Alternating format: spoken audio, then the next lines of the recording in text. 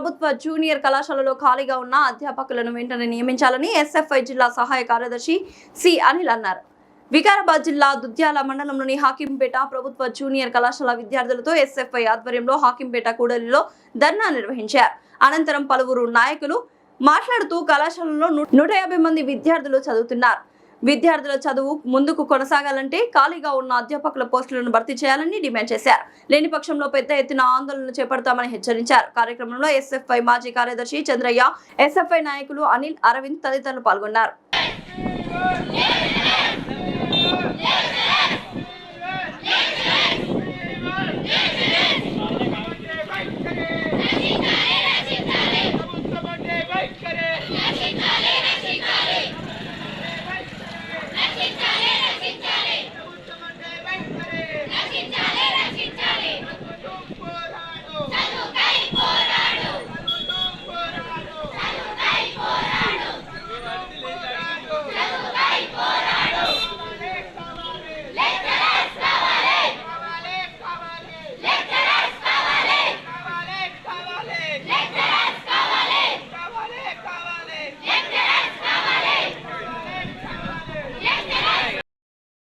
Phone చేసేమన్నాడు, దాంట్లో పోయి జైన్ అంటున్నాడు. మరి ఈ నుంచి ఎట్లా పోవాలి? బస్సులు ఉన్నాయా?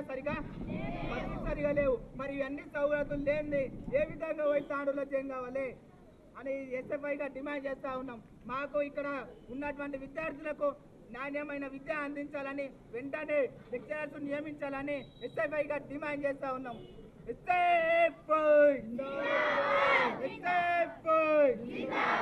చదువుతూ నియమించాలి లెక్చరర్లను వెంటనే